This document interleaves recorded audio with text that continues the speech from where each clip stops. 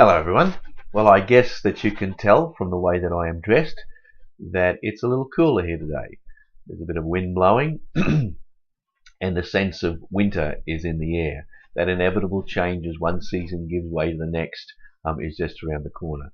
Truth is, the temperature gauge says it's about 20 degrees Celsius today, but I'm feeling the cold anyway. And it has prompted me to think about the changes that happen in the seasons, and the fact that as we go through life, change happens to us, whether we like it or not. Many times the things that we see coming or wish wouldn't happen anyway, and we move on through life as it moves through its ebbs and flows.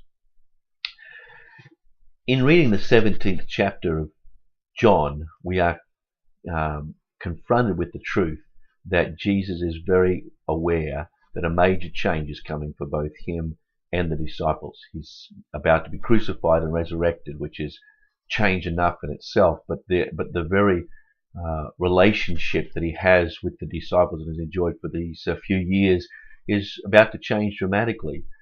But there's a very real sense in which Jesus knows that the depth of their relationship will be enhanced and expanded, obviously, from the process that he's about to go through. And so he talks about these changes in terms of joy. And then he says these amazing words towards the middle of or latter part of chapter 17, where he says, "Sanctify them through your truth. Your word is truth." And when he says that, he is saying that God's word is truth. But it means much more than those words would suggest.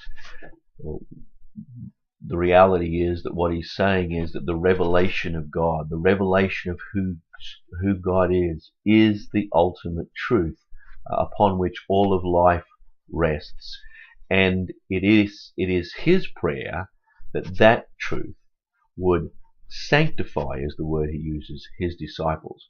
And he uses it in a very, very meaningful sense in terms of an old understanding of items and people being set aside for God's specific use, for the use for the glory of God. And his desire is that the rest of the disciples' lives would be reflected in lives that bring God glory, lives that are lived to the fullest of what they were planned to be and what they desired to be.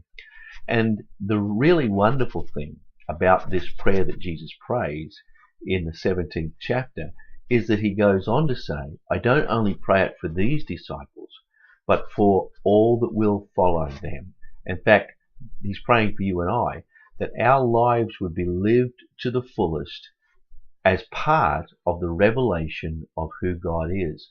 And the only way to fully grasp and understand that is that your life and my life can be lived out in lives of such wonderfully potent love that we can impact and change the world.